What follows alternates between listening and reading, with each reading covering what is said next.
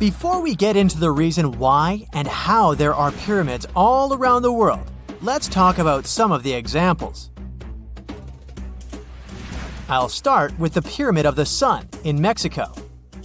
These folks really knew how to build a city. Their well-planned urban center spanned over 7 square miles and boasted several pyramids. But the Pyramid of the Sun is the most impressive.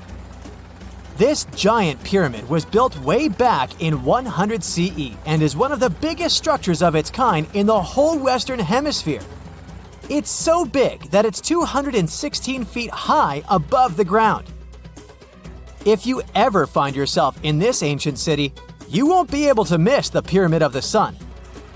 It's right there on the east side of the Avenue of the Dead, the city's main north-south street. To build this incredible pyramid, around 1 million cubic yards of material were used, including a special kind of red volcanic rock called hued tizontle. Impressive, huh? We don't know too much about the people who built the Pyramid of the Sun or its purpose. But archaeologists believe there was once a temple on top of it. When explorers went below the pyramid in the 1970s, they found a bunch of cool tunnels and chambers. In 2011, they even found a secret stash of clay pots, obsidian pieces, animal bones, human figurines, and a mask. Who knows what other secrets the pyramid is hiding? If you decide to see this one, you must climb the pyramid using the 248 uneven steps on the west side. Watch your step. Sudan got some pyramids too. Nubian pyramids aren't as big as the ones in Egypt, but they still got around 200 of them. These ancient pyramids have been home to the tombs of the pharaohs of the Meroitic Kingdom for almost 1,000 years, who ruled Egypt from Nubia to the Mediterranean Sea. The pyramids at Meroe were constructed using granite and reddish sandstone. Oh, and did you know that Sudan has more ancient pyramids than Egypt? The Kushite pyramids depict the indigenous architecture and burial traditions of Nubia's Napata and Meroe kingdoms, which ancient Egypt influenced. Meroe, the burial site of over 40 queens and kings, is the most extensive Nubian pyramid site. The tomb walls depict mummified royals bedecked in jewelry, their wooden caskets containing bows, quivers of arrows, and other artifacts pointing to the Meroitic relationship and trade with Egyptian and Greek civilizations. So if you're looking for some ancient tombs to explore, you may consider skipping the crowds in Egypt and heading on down to Sudan. Let's fly to Iraq to see some more pyramids. Ziggurats have fancy receding layers and tiered temples. Instead of a smooth exterior, it has tiers like a cake. Perfect for all the important work and rituals that went on inside. You can find these towering structures scattered throughout Iraq and Iran, and they're a real testament to the power and skills of the people who built them. One of the biggest and most impressive ziggurats is the ziggurat at Ur. It's basically a giant rectangular pyramid that stands a whopping 70 to 100 feet tall, with 3 levels of terraces and a temple on top. Can you imagine how many baked bricks it took to build that thing? Try 720,000 for just the lower portion. This particular ziggurat was built for Sumerian king Ur-Nammu. Similar to other ones, this pyramid has been around for thousands of years, so it got a little rough around the edges. Thankfully, the Babylonian king Nebuchadnezzar II and some archaeologists came to the rescue in the 6th and 20th centuries respectively, and now you can find this near Talil Air Base. The ziggurat at Ur was built in 2100 BCE by King Ur-Nammu for the moon deity Nana. It was the tallest building in the city, and you could see it from miles around. It was like the medieval cathedral spire of its day. People would come here to bring their agricultural surplus and get their food allotments and seek spiritual nourishment. Sadly, the Nana temple at the top of the ziggurat didn't survive. but we do have some blue glazed bricks that may have been part of its decoration. The lower parts of the ziggurat are pretty amazing though. The architects even included holes in the temple's baked exterior to let the water evaporate from its core. Since we explored some of the pyramids on our planet, let's take a broader perspective. They can be found in many parts of the world. Egypt has over 100 pyramids, double that number in Sudan, and dozens of others are scattered in the Middle East and China. The Americas have the most pyramids in total, with more pyramids than the rest of the world combined. These pyramids are located in Mexico, Guatemala, Honduras, and El Salvador. Time to know more about the evolution of pyramids through history. The oldest pyramid is in Egypt. This pyramid was a step pyramid, which was created by placing one layer of stone on top of another. The pharaoh Sneferu is credited with creating the pyramid shape we recognize today. During his 45-year reign, he built 3 pyramids. His first 2 attempts failed, but he finally got it right with the Red Pyramid, which is considered the first true pyramid. It was Sneferu's son, Khufu, who built the Great Pyramid of Giza, which was the tallest human-made structure on Earth for almost 4,000 years. Latin American pyramids are similar to early Egyptian step pyramids, but they were built independently with no knowledge of each other. The pyramids in Sudan were built around 700 BCE and are tall but much narrower than those in Egypt. How in the world did all these civilizations build these things without even texting each other? After all, the Aztecs, Mayans, and ancient Egyptians were about as different as possible. But despite their cultural differences, they all seem to agree on one thing. Pyramids were pretty cool. Step pyramids are all around the world because they were the most feasible and stable way to build large and tall structures without access to lighter building materials like wood and metal. The triangular form with a square base is the best way to build a sturdy structure, and having a cube structure would require more material for less height. Now, when it comes to pyramid design, the Egyptian pyramids were like giant triangles with a square base, smooth sides, and a pointy top. On the other hand, the Aztecs and Mayans went for a tiered cake look, with steps leading up to a flat platform on top. So, while all these pyramids share the same basic shape, they have their own unique flair. Each group built its pyramids using different materials, techniques, and slope angles. So while they may have been inspired by each other's work occasionally, they were just doing their own thing. Egyptian pyramids had smooth, angled sides that were designed to help the pharaoh's soul ascend to heaven. The Pyramid of the Sun was built over a series of caves that served as a passageway for the deities. The Maya built the temple of Kukulkan in Chichen Itza to honor the deity Kukulkan, usually represented by a serpent. Nicknamed El Castillo, it has 91 steps on each side, plus a platform. That's 365 steps, one for each day of the Mayan calendar. Tell me, Brightsiders, how were pyramids built? To begin with, humans made them, not a foreign race from space that landed on Earth. You see, one thing that all pyramids have in common is that they were built without advanced tools or even the wheel. It took a lot of people to build them, including skilled laborers and architects. For example, it's estimated that 20,000 people built the Great Pyramid of Giza, and it's believed that most of them were skilled laborers. Building pyramids was a massive undertaking that required years of planning and effort. The Great Pyramid at Cholula, Mexico, took 600 years to complete. If you think Neolithic people spent their days hunting and gathering, think again. These Spanish ancestors were out building impossible structures for their time, like the Menga Dolmen.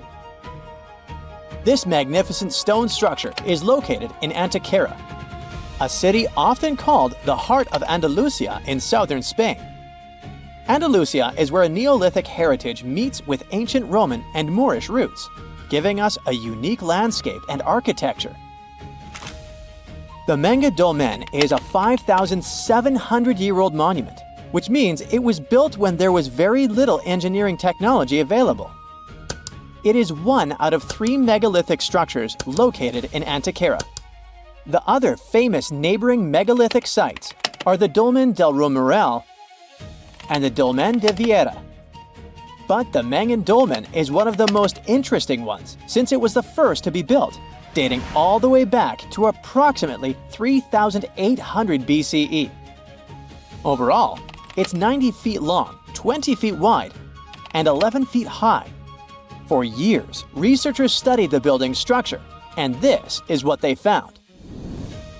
Let's get one thing clear. Megaliths are structures made of large stones, and they're found all over the world. Most of them were built in late prehistoric Europe, and in this continent, there are over 35,000 megalithic structures. It derives from the ancient Greek words mega, which means great, and lithos, which means stone. The Menga Dolmen was only unearthed around the 1840s, but as soon as it was discovered, it was recognized as a masterpiece for its originality. Let's understand why. The fact that Menga has existed for nearly 6,000 years proves that its builders knew what they were doing. For starters, the mysterious builders of the Menga Dolmen transported its massive stones from the Cerro de la Cruz quarries about a half a mile away from where the dolmen stands. The thing is, the site has 32 absurdly massive stones. Its largest stone is nearly 5 times heavier than Stonehenge's largest stone. Together, they weigh about 1,140 tons, which is about the same as 2 jumbo transatlantic airplanes filled with luggage and passengers. The largest single stone in Menga, known as Capstone C5, weighs around 150 metric tons, which is about the same as a blue whale. Basically, these ancestral workers carried the largest stone ever moved as part of the megalithic phenomenon in Iberia, and the second largest one in France. In case you're wondering, the first place goes to a humongous monolith, weighing 330 tons. That was used to build the Great Broken Menhir in southern Brittany, France. How did they do it though? The first challenge was to carefully select the rocks that would be used to build the structure. According to experts, the builder chose calcarenites and calcarudites, which are considered soft or moderately soft rocks, probably because they would settle into each other more easily with time. Then they had to move these huge monsters. The most plausible guess is that they built a trackway to carry them, using scaffolds, ropes, and gravity itself. This way, they would minimize friction. To carry them downhill, the workers needed to have precise control of their acceleration and a precise notion of the balance point of each rock. Remember we said they used soft rocks, though. This meant they needed to be extremely careful when maneuvering them with ropes. Scientists' main guess is that they also had to build sledges on which to place the rocks. But moving the rocks wasn't their main accomplishment. You see, they designed a structure that would still be standing after centuries. And this is mainly due to the fact that Menga's builders used sophisticated techniques to protect the structure from erosion. In case you don't know, a dolmen is a type of single-chambered megalithic temple or final resting place. Most of them consist of 2 or more upright monoliths that support a large, flat, horizontal capstone or table. Most dolmens date from the late Neolithic period, and they can be found all over the world, in places such as Turkey, England, Indonesia, Spain, Brazil, and the list goes on. In the Menga Dolmen, researchers say they took extra care to waterproof the whole thing. The upright stones that make up the walls weren't placed straight up, but were actually tilted inward at around an 84 or 85 degree angle, making the whole chamber narrower at the top than the bottom, giving it a trapezoid shape. These stones also leaned sideways against each other, and this wasn't a random choice. The builders probably used some pretty advanced tools like levels and squares to make sure the angles were super precise. One researcher even said it was like building a giant Tetris puzzle where the builder had very little room to make mistakes, since the rocks were so absurdly heavy to move for adjustments. In order for the rocks to be tilted ever so slightly, the builder had to design deep foundation sockets on which to place the rocks. These sockets allowed them to have control of the millimetric positioning of the rocks, so that they would really interlock with one another. The cherry on top was literally the capstones. Once the massive capstones were added on top, the whole thing became a solid box. They carved out the inside from the bedrock beneath it, leaving the walls and roof intact. To protect the chamber, they piled a huge mound of soil over the top, kind of like wrapping the structure in a blanket. This kept the chamber warm and dry and also added extra stability, almost like a natural straitjacket to hold everything together. Oh, and there's another very important detail. The builders aligned the dolmen with the nearby mountains, not only for practical reasons, but also to create intriguing light patterns within the chamber. This alignment proves how much planning went into the construction of the megalith, pointing to the builders' deep connection with astronomy as well. An avid researcher of the site said it's not exactly clear the reason why dolmens were built. Not many relics have been found on site, but many agree that it was probably used as a temple and resting places for important people. That's why they were built to last eternally. The Manga dolmen specifically was built in a seismically active region, so that was another reason for the sturdy structure. It seems that the builders were also thinking of other details as well. From the entrance of the dolmen, one looks directly to the so-called Lover's Rock and the sunrise both at the same time. The Lover's Rock is an important part of local folklore and is a part of the circuit of dolmens from Antikythera, even though it's not a megalithic structure. The Lover's Rock supposedly got that name after an enamored couple threw themselves from the top of the mountain, since they were forbidden to be together in this lifetime. A classic Romeo and Juliet true life story, if you will. The Manga dolmen is also astronomically aligned, like most dolmens around the world are. During the summer solstice, there is a specific part of the day when the sun enters the dome, illuminates the right side, and leaves the left side completely in the shadows. They had to think of the dolmen's exact precision so that would happen, you know? And speaking of folklore, while some cultures say that these impressive dolmens were built by a little gray people from other planets, Iberian culture has another guess. In local legends, some speak of the so-called enchanted muras, which were fairy-like creatures. These beings were known to be earth elementals, extremely beautiful, seductive, and powerful in their own rights. One of their main gists was building dolmens, where they would hide and practice their own ceremonies. There is a lot of reference to these beings in local lore, so hey, it's worth a mention. Either way, it's no wonder UNESCO decided to name it one of its National Heritage Sites. It's a true ancient masterpiece. Egypt has ruled as the owner of the world's oldest pyramid, until now. A newly discovered structure in Indonesia may predate Egypt by thousands of years. If this is true, it rewrites history.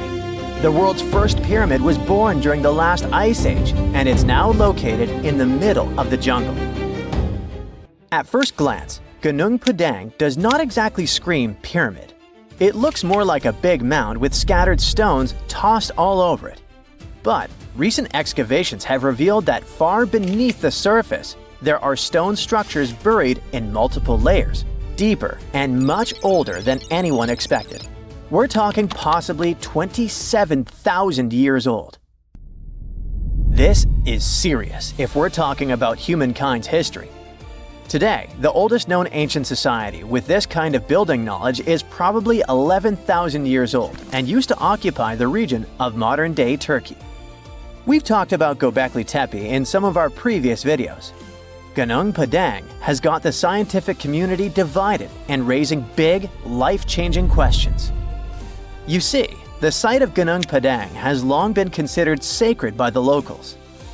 Many even call it the Mountain of Enlightenment and still use the site to perform mystical ceremonies. Westerners had no clue this place existed until the late 1800s. That's when a Dutch explorer heard whispers about a strange mountain and went to see it for himself. Just 4 hours south of Jakarta, he found something wild. Stacked terraces connected by rough stone steps, massive flat stones covering the ground, and towering pillars everywhere. To him, it looked like an ancient ceremonial site, maybe even a burial ground.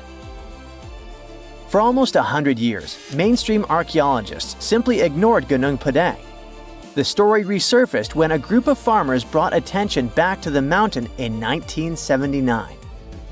By the 80s, researchers finally started digging and found pottery fragments dating back to somewhere between 45 BCE to 22 CE. But here's where this story gets interesting. Some studies suggest the deepest layers of Gunung Padang are between 16 to 27,000 years old. That means this pyramid could have been built during the last ice age. And if that's true, it's older than Egypt's famous pyramids, the ones we thought were the world's first. This whole theory comes from geologist Danny Hillman. His team used ground-penetrating radar, core drilling, and carbon dating to study Gunung Padang, and what they found was pretty wild.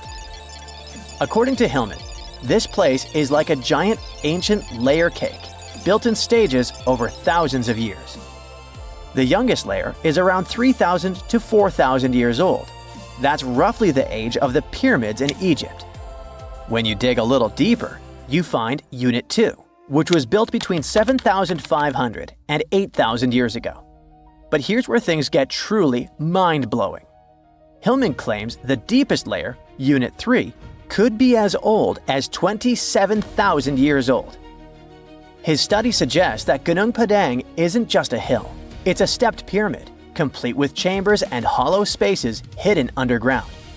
Although there's not much info about these chambers.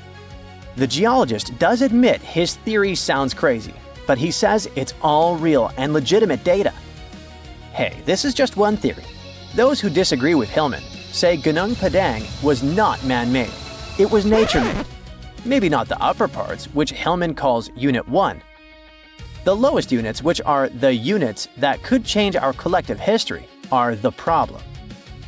To understand what the fuss is about, we need to look at the soil. The area that Gunung Padang was built on is filled with volcanoes, which means it sits on top of volcanic soil. Hillman's team drilled into the mound and found something odd. Younger soil wedged between much older rock layers. To them, this was a clear sign that the stones were stacked, not naturally formed. After all, in nature, younger soil doesn't just sink beneath ancient rock. That would be like discovering fresh ink beneath the pages of an ancient manuscript. You know, something doesn't add up unless someone put it there on purpose. However, skeptics such as volcanologist Zoetkenel Braunthal argue that Gunung Padang is not a human-made pyramid, but rather the remains of an ancient volcano. He believes the mixed layers of young soil and old rock are the result of natural erosion and geological processes, not human construction. Volcanic activity can create unusual formations over time, and without clear signs of tools, carvings, or human remains, many experts remain unconvinced. The mystery boils down to this paradox. Are we looking at the ruins of a lost civilization, or are we simply misinterpreting the work of nature? Most archaeologists say that to prove an ancient civilization existed, you first need signs of culture, art, tools, structures, something man-made. That's exactly why archaeologist Dibble, one of Hillman's biggest critics, isn't buying the pyramid theory.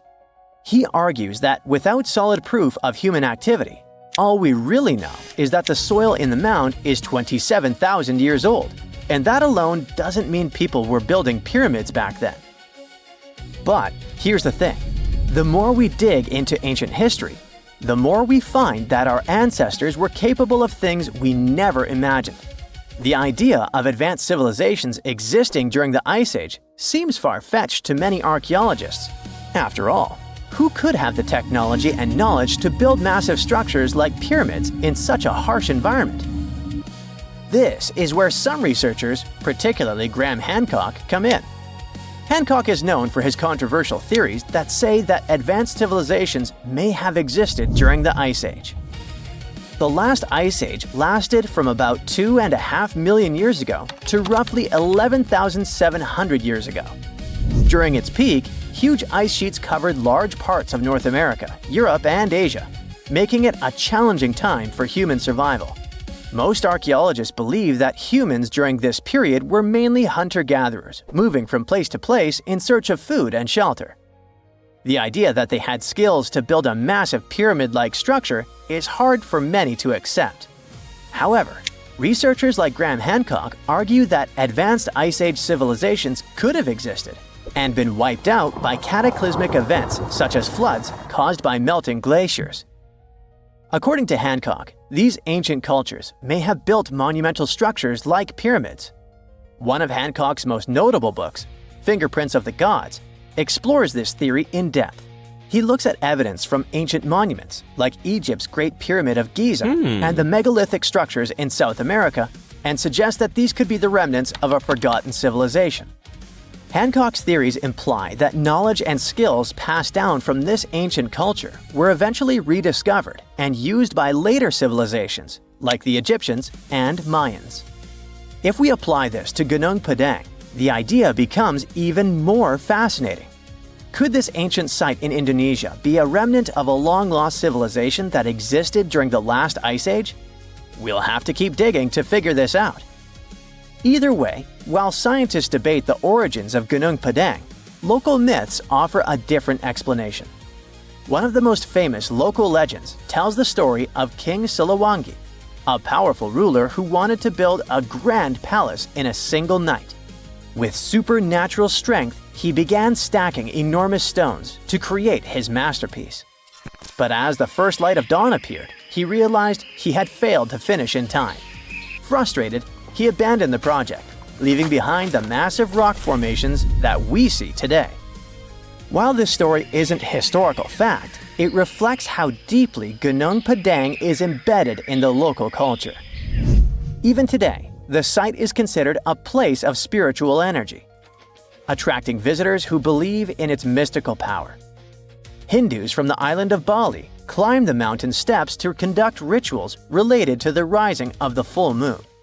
Followers of a variant of Indonesian martial art practice their discipline high on the mountain.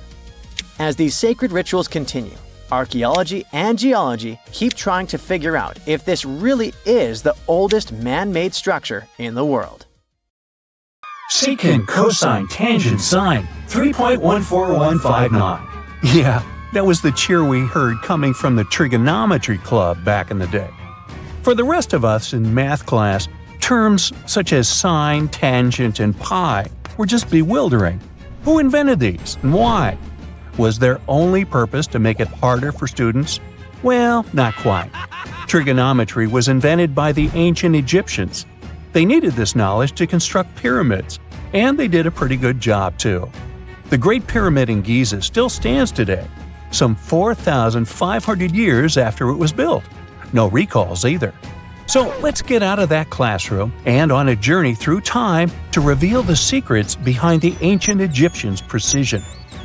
Here you are, standing on the Great Pyramid's construction site, some 9 miles from Cairo. Well, the city still isn't there, as you're surrounded only by the desert and teams of construction workers. They're transporting large stone blocks weighing 2.5 tons each. They're inside a wooden sled that sits on large rollers. A crew of 8 men rolls these blocks along the ground. You immediately think of the rollers on a supermarket cash register. The principle is exactly the same, but the scale is greater, much greater. Scientists estimate that the Egyptians used 2.3 million such blocks in the Great Pyramid alone. And the block in front of you is one of the lighter ones. The heaviest of them weighed up to 15 tons. But where did all these blocks come from? Most of them originated from quarries around Giza. It's not that impressive, you think, but wait until you hear how ancient engineers transported the granite used in construction over 500 miles to the pyramid. There were no railways or highways back then, but the mighty Nile was always there. Researchers even believe that the Egyptians dug a canal to connect the Nile directly to the pyramid's construction site. All they had to do then was to wait for the flood season to begin, and voila! The rising water levels floated the heavy stone blocks for them. But how did they lift the enormous stones on dry land to stack them up to the top? Did they use oversized cranes? Well, ancient Egyptians worked around this problem, literally speaking. One of the workers is now pointing to the giant ramp going around the pyramid they're building. This is how a mountain road zigzags its way to the top. If the ramp went directly to the top of the pyramid, then workers couldn't pull the stone blocks along it. It would be too steep. Scientists have calculated that 8% could be the maximum incline. So ancient Egyptians just extended the ramp around the pyramid. Again, these are all theories, as the ramp could have been inside the pyramid, as some researchers suggest. The exact building method is still a mystery, guarded by the Sphinx. That's its real name, right? Wrong. As the Great Sphinx is just the statue's alias. You know, the name writers take when they want to hide their true identity, or a singer's stage name. The Sphinx's real name, translated from Egyptian, means Horus in the horizon. That was the name for the Egyptian deity of the sky. The trail of mystery doesn't end there. As a man walks past you with a bucket of paint, he's going to add a touch of color to the Great Sphinx. Researchers found specks of this red color next to its ear. That was some strong paint, as it survived for thousands of years. You are now standing straight in front of the Sphinx. You look up. It's very tall, right? 66 feet to be precise. Now resist the urge to take a selfie. You can do it. Now you notice something else. It looks like the Sphinx is in the center of a giant triangle in the back. That's one side of the Great Pyramid. And no, your eyes are not playing tricks on you. The Sphinx really does sit in the center of the pyramid's lateral face. Here's where math comes in handy. A pyramid has 4 sides, called lateral faces. There's also a 5th face, the base, but that's not visible. It's, wait for it, face down. The Sphinx has one last mystery to reveal: its age. Scientists agree that Pharaoh Khafre built the Sphinx. He ruled after his father, who had built a great pyramid nearby. So both structures were finished around the same time. Let's talk about numbers again. You've heard of Cleopatra, the Egyptian princess described as a woman of great beauty. Hello? She saw the pyramids, but she lived closer to the time of the first iPhone than the time of the people who built the pyramids. Fascinating, right? You can see thousands of people around you. They're working hard to build the pharaoh's tomb. But how many of them are there exactly? One Greek philosopher estimated there were as many as 100,000 workers. Seems like an okay number for such an enormous structure, but it can't be true. Science simply can't back up this number. Egyptologists put the total number of workers at 30,000. And yes, Indiana Jones was one of them, at least on the big screen, but he showed up late. Egyptologists know a lot about the pyramids, but not everything. Not because they don't want to, but because they haven't yet dug up enough evidence. They can only guess how the building process went. First, engineers would arrive to choose the right spot and do the necessary measurements. That's why they needed all that complicated math. Then, it's time for sourcing the material, the large stone blocks I mentioned earlier. When boats deliver them to the site of the future pyramid, workers can finally do their thing. They operated in smaller groups, but there were at least 2,000 of them chiseling and carving away at any given time. Sounds like a typical construction site today? Well, that's because it is, just thousands of years ago. It's amazing what ancient Egyptians were able to achieve with just copper and stone tools. The pyramid is now complete in front of you. But is it the same pyramid we see today? Why is this structure shining bright in the desert sun? Isn't it supposed to be a dusty yellow color? Well, no. Human activity and the elements have completely stripped the outer layer of stones over time. Expert craftspeople polished these blocks using nothing but stone and sand. The end result was a smooth and shiny rock. On the day it was completed, the Great Pyramid of Giza was a perfect triangle of light. Its polished sides acted like giant mirrors, reflecting the powerful Egyptian sun. This is the point where you should put your glasses on, and that shiny thing you see at the pyramid's very top is actually gold. The capstone at the top of the pyramid is called a pyramidion. It was covered in sheets of gold. As you can guess, these were the first stones to disappear. Let's make another stop before we get you back to your classroom. We travel to the British Isles, and no, Stonehenge isn't our destination. It is Newgrange in County Meath. Scientists estimate that the ancient peoples of Ireland built this stone monument around the year 3200 BCE. This makes it older than both Stonehenge and the Great Pyramid in Giza. The function of the circular mound in Newgrange is the same as the one of the Great Pyramid and equally mysterious. The estimated amount of loose stone present in the valley is over 220,000 tons. And it's not just randomly thrown on a pile. The order in which the stones are set makes the structure water-resistant. That would explain how Newgrange had survived for so long. Kinda makes you want to splash out the cash for that waterproof phone case, huh? Well, you're back in your school desk, but today's math lecture is the last thing on your mind. You're thinking about how great the Egyptian pyramids are, and if we have something similar today. It turns out modern engineers are just as impressed with the Great Pyramid as you are. There's a glass pyramid sitting in the main courtyard of the famous Louvre Museum in Paris. The panorama of San Francisco wouldn't be complete without the 48-story Transamerica Pyramid.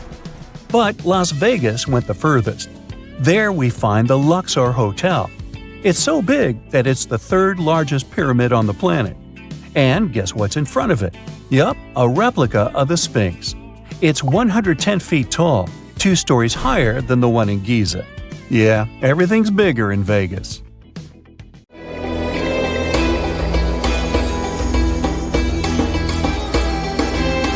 The Great Pyramid was created as the final resting place of ancient Egyptian monarch Khufu.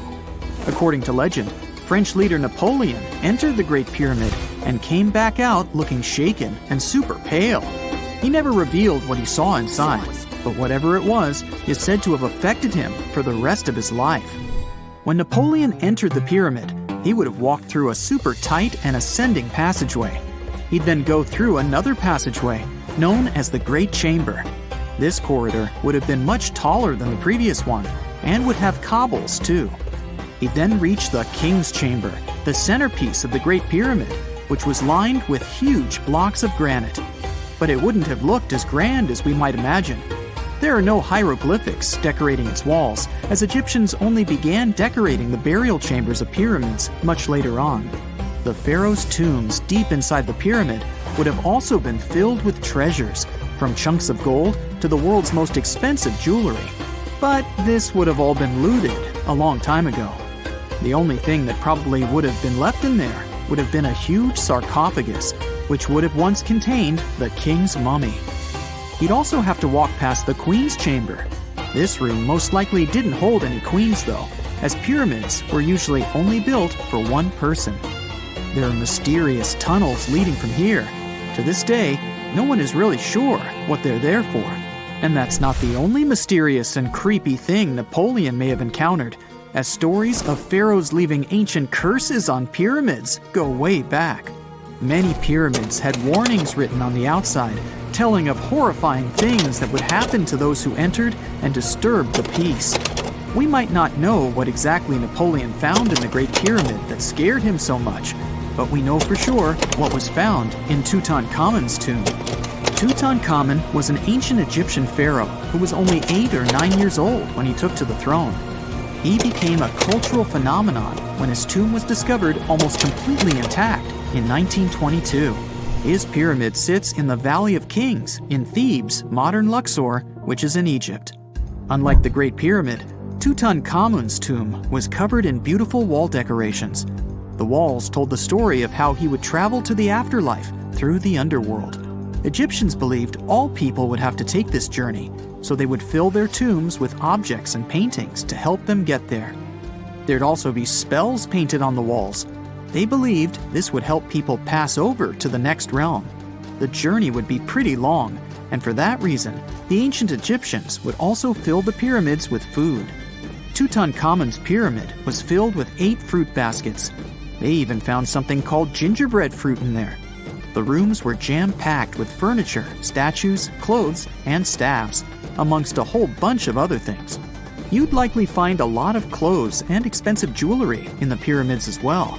The ancient Egyptians wanted their ancestors to travel in style to the afterlife.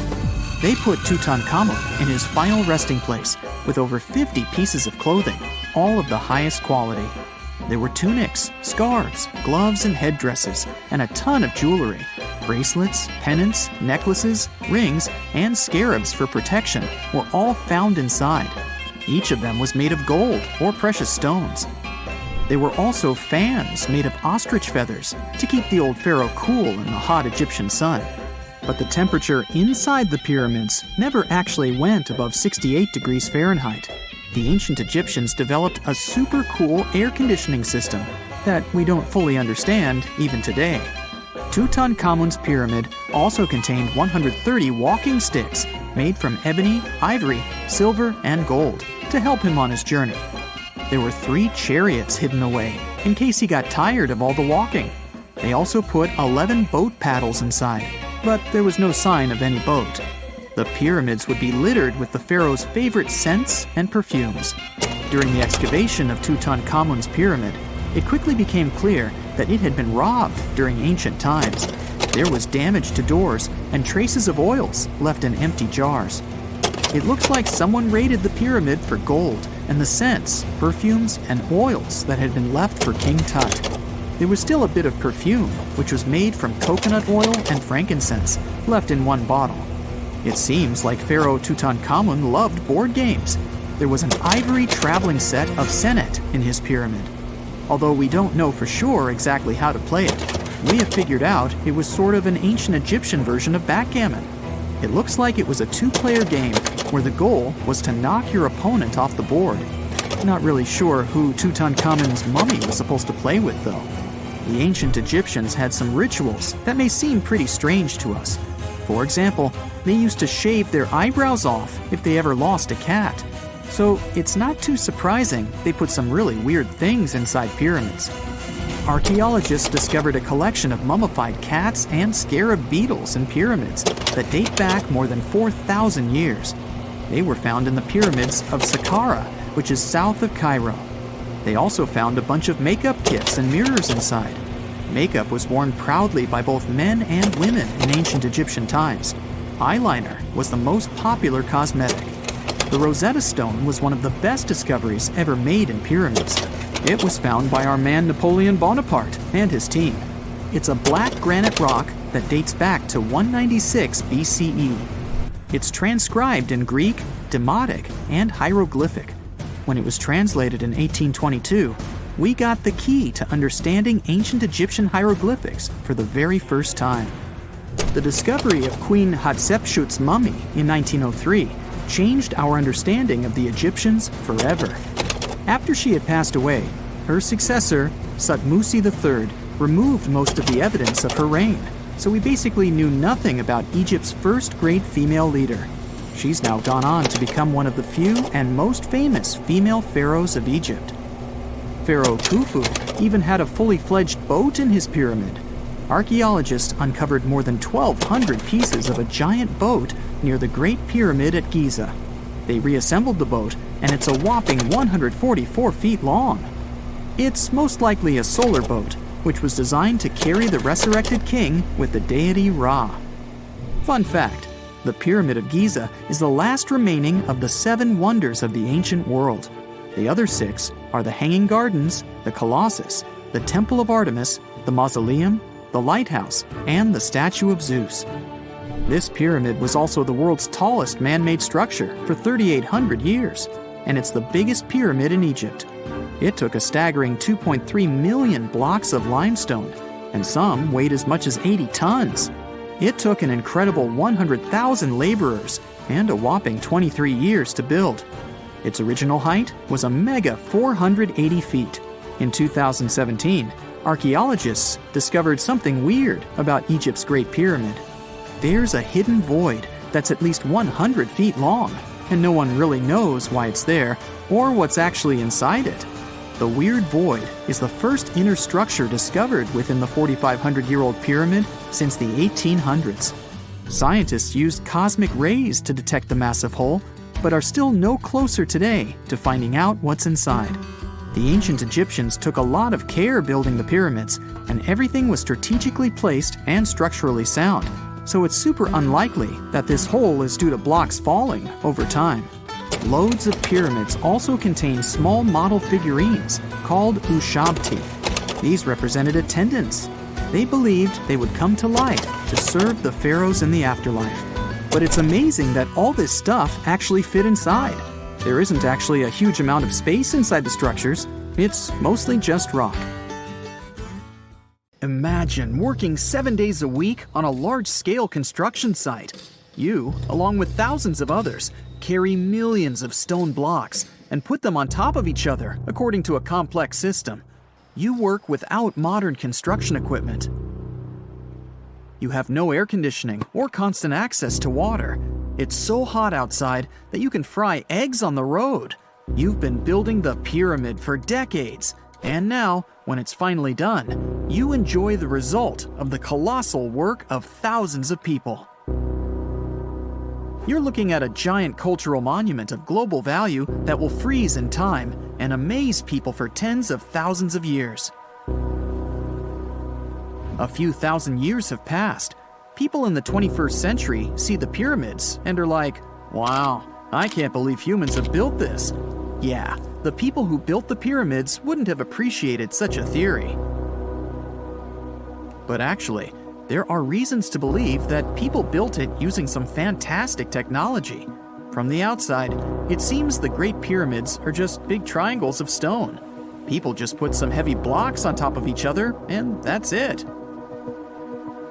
In fact, the design seems too perfect to be true. The pyramid consists of more than 2 million blocks. They lay so close to each other and are so even that you couldn't squeeze even a thin sheet of paper between them.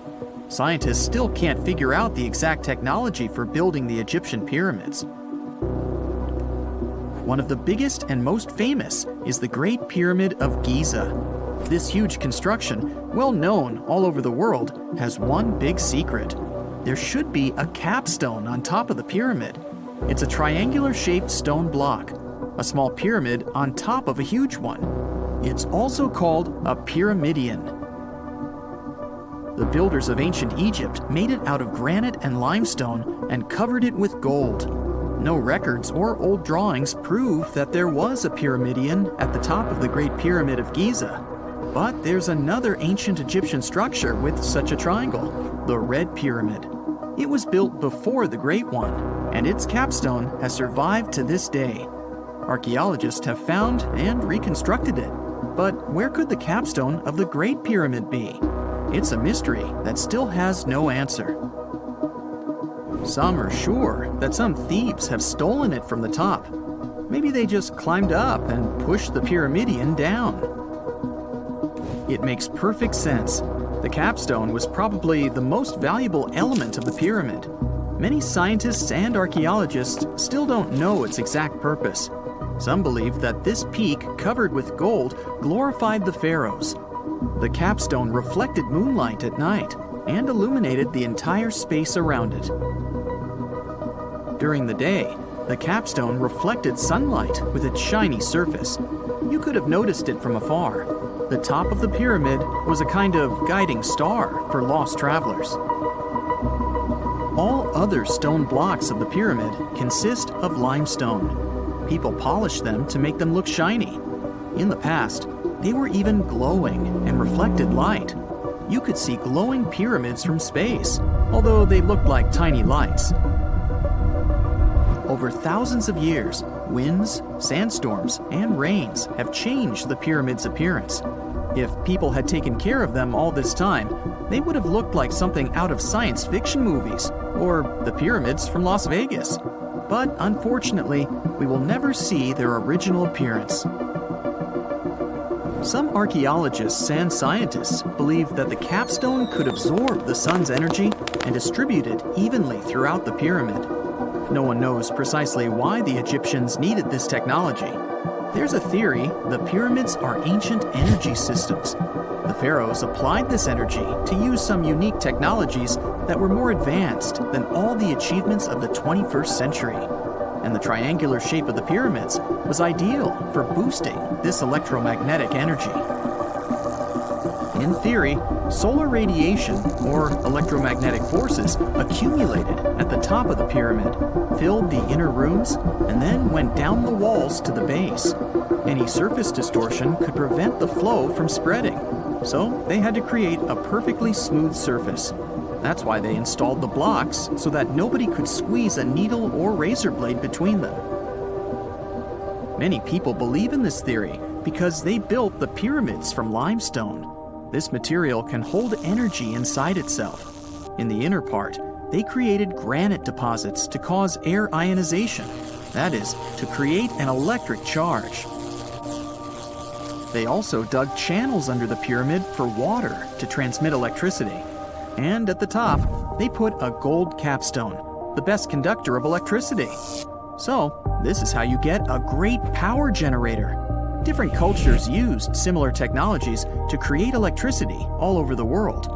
But these are all theories. If it had been working, humanity would have used these technologies today. There are mentions of the metal industry, chemistry, engineering, physics, mathematics, and astronomy in some ancient records. Most scientists don't believe in all these things. We know the detailed stages of the technology's development in different cultures. In the 21st century, scientists, historians, and anthropologists can track the evolution of all modern devices. If people had created some technological inventions in ancient times, the history of the world would have looked different. Perhaps all the achievements of antiquity could have been wiped off the face of the earth by global cataclysms, and it can happen to us. Just imagine how people would dig up a laptop in 5,000 years. Perhaps they wouldn't understand what kind of device it is. Another Egyptian wonder surrounded by mystery is the statue of the Sphinx. The Egyptians carved it out of a single massive piece of limestone about 4.5 thousand years ago. But scientists still don't know the exact date of its construction or who built it.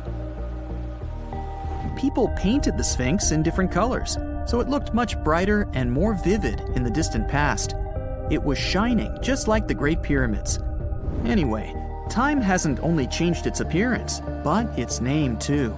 Initially, the Egyptians called it Horemheb. The Greeks renamed it the Sphinx about a few hundred years after it had been built. The Sphinx emphasized the greatness of the rulers of Egypt. It also performed a symbolic function of a watchdog guarding the tomb of the pharaoh and the paths leading to it. This version sounds realistic, since archaeologists have discovered many secret entrances at the foot of the Sphinx. Perhaps these rooms and intricate tunnels lead to underground halls with treasures. And treasures don't always mean gold and jewelry. According to legends and theories, the Sphinx guards the Hall of Records, the storage of all humankind's knowledge. The information about the ancient mythical state of Atlantis could be there. You can find many detailed maps of the internal dungeons of the Sphinx on the internet. They show structures 12 stories deep under the statue. It looks like a small city filled with gold, scrolls of knowledge, and various ancient artifacts. But don't believe all these maps. These are just theories. Several thousand years have passed, but people have very little information about it. Archaeologists know that there are still many strange and exciting things about the Sphinx that are still undiscovered. Some locals are afraid to research because they believe they can awaken something terrible from the underground depths. Therefore, it's mostly scientists from other countries who conduct the excavations. In 1998, Scientists discovered strange tunnels leading to empty rooms under the Sphinx. They realized that some people tried to get there through tunnels in the past, and maybe those people took all the treasures that were there. One of the legends says that some powerful artifact lays beneath the Sphinx. Its technology can change the whole world, but the locals are hiding it because it can damage the planet. Some believe that you can find evidence of unknown technologies painted on the granite walls in the pharaoh's tombs. But most likely, these paintings and signs tell us the myths and legends of ancient Egypt. But what if Egyptian symbols and drawings are detailed instructions for using ancient technologies? What if the locals that lived at that time thought, people in the future won't be able to get energy themselves. Let's leave some detailed instructions for them. Anyway, there are many riddles and theories. In reality, the search for answers is a dangerous undertaking, since it's not easy to get into the underground halls. Excavations can ruin the structure of the entire Sphinx. Any person inside the tunnels may get lost and never be able to find their way back. Besides, it costs a lot of money. Now, what would be awesome is if people could invent some device that could scan underground areas and show their detailed models. The year is 1923. Two teenagers sneak out of their homes in the middle of the night in Florida City. Rumor had it that an old man was building a rock castle by himself. But every time someone tried to see what the old man was doing, he would stop working. The curious teens managed to sneak into Ed's backyard and saw something they could later describe as magic. They recalled seeing rocks moving around like helium balloons. The old man was moving up to 30 tons of stone by himself to build his castle. Even if he didn't allow anyone to see him working, he would proudly talk about it around the town. But whenever people asked how he was building a stone castle all on his own, he simply answered, "I cracked the secret of the pyramids." This story begins in Latvia, Edward Leedskalnin's home country. Edward was born in a small village on January 12, 1887. He was born in a family of stonemasons, which is probably where he learned ancient techniques of building. However, he grew up as a sickly boy, which meant he could never carry much weight or undergo heavy physical activity. At the age of 26, an unfortunate turn of events determined Ed's fate. The love of his life broke off their engagement, and heartbroken Ed decided to move to the United States. He lived in a couple of American states before finally moving to Florida, where his life's adventure started. Ed spent years searching for the right spot of land to build his dream house. He always rejected good farmland. When people wondered why, he only smiled. Finally, when he bought land of his own, it was deemed terrible by his close friends. The soil was bedrock. He could neither plow nor farm it, but it seemed perfect for what he was seeking to build. Ed's close friends would often describe him as eccentric. When asked why he wanted to build a house, he would only say, "It's for my sweet 16. Someday she's coming back." Then, he'd change the topic of the conversation. It took Ed about 30 years to finish Coral Castle, and he did it all by himself. He would only work under the cloak of night and never let anyone see what he was doing. The completed Coral Castle embodies a number of unsolved mysteries. If you were to visit the site back then, you'd have to go through a 9-ton, 8-foot-tall revolving gate door that even a kid could push with just one finger. Ed was so proud of this door that he originally named the site Rock Gate Park. It was renamed Coral Castle only much later, after Ed's passing. Once inside, visitors would access the incredible wonders of Ed's constructions: towers, mystic symbols, furniture, and swing sets, all made entirely of monolithic blocks of stone. The stones are set on top of each other, using only their weight to keep them together. And believe it or not, the entire park gathers around 1,100 tons of stone. Today, if you visit Ed's living quarters, you'll even see the simple instruments he used to construct all of this. chisels, hammers, ropes, and pulleys. The type of work he did is difficult even with modern-day equipment, let alone without it. Coral Castle's main mystery lies in how Ed managed to do it. The only photograph of Ed Leedskalnin at work shows a simple leverage structure of a chain hoist attached to a wooden tripod. The tripod was made of old telephone poles with a small wooden box on top. What was in the box is, of course, a mystery. Unfortunately, he took his secrets with him, not sharing the truth of his work with anyone else. Yet, not all is lost, as there are many theories and speculation surrounding what could have happened there. One theory says that there is a harmonic grid inside the Earth's surface, something that would create anti-gravity spots around the globe.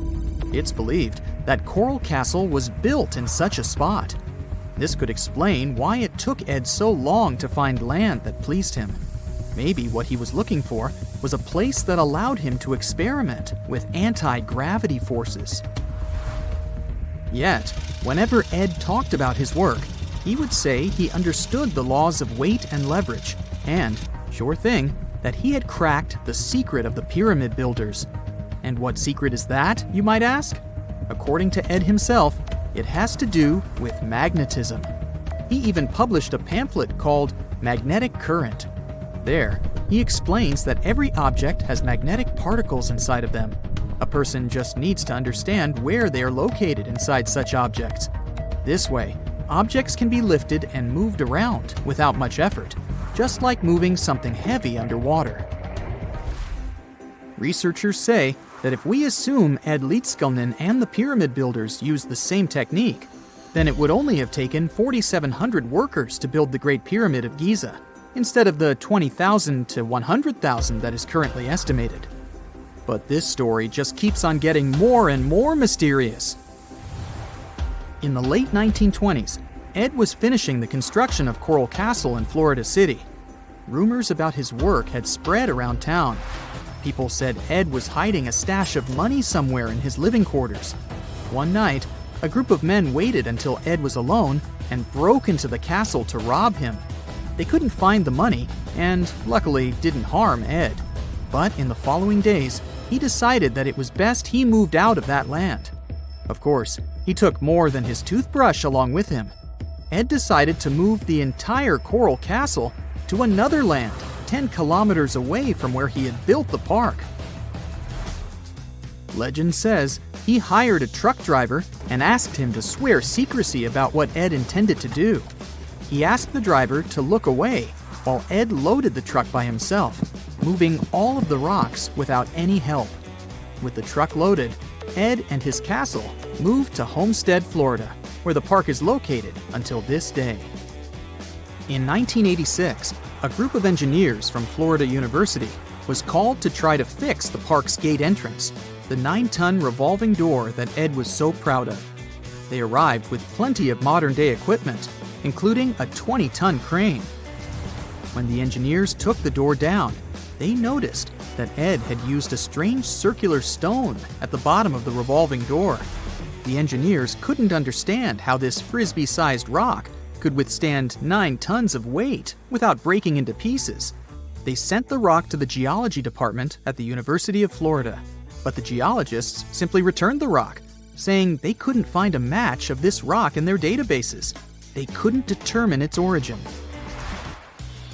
The engineers put the 9-ton gate back into place, trying to use other techniques. At first, it didn't work without the base rock Ed had originally used.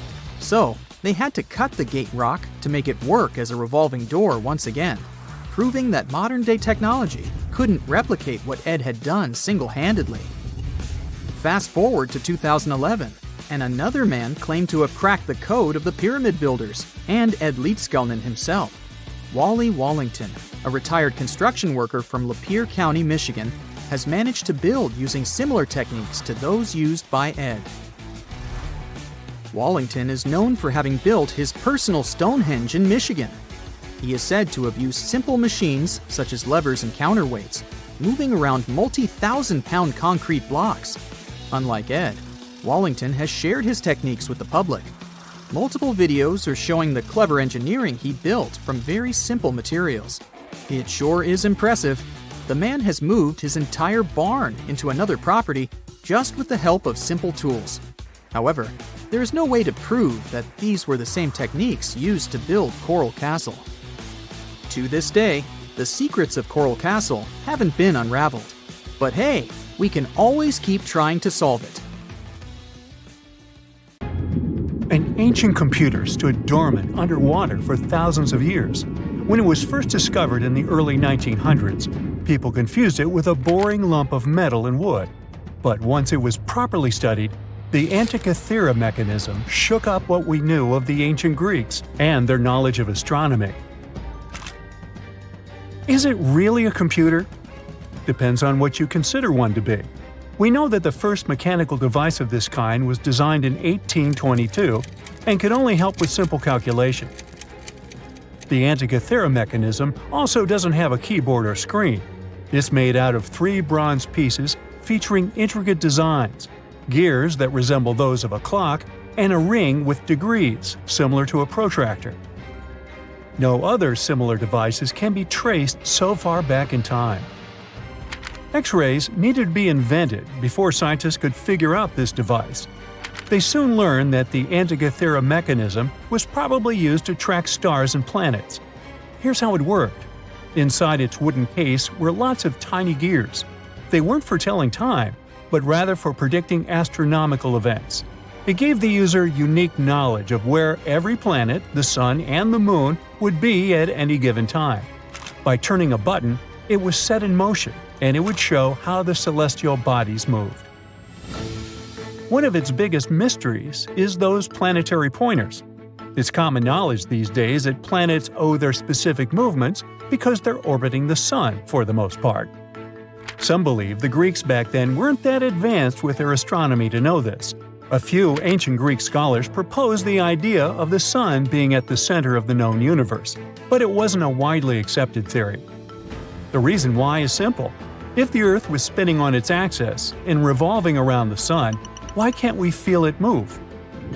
Some parts of the Antikythera mechanism may still be at the bottom of the sea, while others may be lost forever. So we may never know the truth about its purpose. The official story about the first battery? That it was invented somewhere around the 1800s. It was made of interlaying copper and zinc discs that had a piece of cloth between them, dipped in a special chemical concoction that conducts electricity. Some archaeologists claim they've uncovered a battery 10 times older, called the Battery of Baghdad. So it could be that the technology for inventing batteries was hiding under our noses. At first glance, the ancient Battery of Baghdad looks like a random clay pot. What makes it special is its composition, a set of weirdly nested artifacts. Inside this pot was a copper cylinder, enveloping an iron rod. The rod would have poked through the jar's lid. The artist and archaeologist who found this unusual device never left a detailed account of where, when, or how he stumbled upon it. But the widely accepted theory is that the object was unearthed in what's now known as Baghdad in Iraq. Another thing most specialists can agree on is that it can be traced back to the ancient city of Ctesiphon. Its exact age, though, remains a mystery. Some say it's over 2,000 years old. Others say it's a mere 1,400 years old. Even at the later end of the spectrum, it still significantly predates the first electric battery that's just a couple of centuries old. Since there's no official record accompanying the artifact, there's a chance we'll never know what its purpose was. So where did this idea of it being a battery come from? It all has to do with those two metals found inside with differing electropotentials, which is a key component of batteries. There's also evidence suggesting that the jar once held an ionic solution, acting as an electrolyte, the substance needed in batteries to carry the electric current. Tests on the jar's corrosion hint that it may have contained substances similar to vinegar. Even if we agree that it's an ancient battery, this artifact could have only generated a mere volt or so. But the ancient humans didn't have TVs or dishwashers, So what did they need a battery for? A lot of theories came up. Throughout history, civilizations have explored the applications of electricity in medicine. For instance, the ancient Greeks found relief from pain by placing electric fish on their feet. Ow! Another intriguing idea says such batteries were placed inside statues to create a buzzing effect, adding a mystical dimension to spiritual practices. There was even an idea that suggested the battery was used in gilding, the process of coating one metal with another. This method was used by jewelers back in the day. If it wasn't used for providing electricity, the Baghdad battery was probably a container for special scrolls. Then the iron rod would have been the core for the scroll, wrapped around it before being placed inside the copper tube. In other parts of the world, it's a little coin that seems to have time traveled. In 1957, an interesting piece of metal was discovered in Maine by an amateur archaeologist. At first, he believed it was just a basic English coin from the 1100s. Years went by before the coin was properly studied until 1978, when a local magazine decided to feature the coin in an article titled, "Were the English the First to Discover America?" A coin expert from London took one look and knew something was off. The coin didn't look English at all, but rather like a Norse penny, dating back to the late 11th century. How did a Viking coin end up in Maine? A Norwegian coin expert then paid a visit to the Maine State Museum to inspect the artifact up close and confirmed its authenticity. How it got there remains a mystery. Some speculate that it traveled through trade routes, exchanging hands until it wound up in Maine. Others think it might have been part of a larger Viking settlement that we've yet to uncover. But then there are the skeptics who think there's something fishy. That initial amateur that discovered the coin had some connections that could have helped him get his hands on a Norse penny. Plus, around the same time, there was a whole bunch of Viking-related hoaxes floating around. The idea of Vikings cruising around America isn't entirely new, though. Icelandic sagas have hinted at it for centuries. But it wasn't until the discovery of an archaeological site in Newfoundland that people started taking it seriously. It still doesn't confirm if the penny was legit or not. The city of Rockwall in Texas is famous for its live music and family-friendly vibe. But it got its name from a curious rock formation still shrouded in mystery. Beneath the city's surface lies a series of hard mineral stones stacked in a way that resembles a massive wall of rocks. For more than a century and a half, people have pondered the origins of this mysterious structure. Could it be the handiwork of ancient humans, left behind as a testament to their ingenuity? Or is it simply a natural phenomenon, shaped by the forces of geology over millions of years? The formation has been spotted in over 10 different locations around the city, stretching both above and below ground. In their quest for answers, scientists have conducted various tests on the rocks that make up the wall. One geologist suggested back in 1901 that the formation was just a naturally occurring sandstone dike. Subsequent studies have supported this idea, with experts from the University of Texas at Dallas confirming that the rocks formed over millions of years through the deposition and hardening of sediment.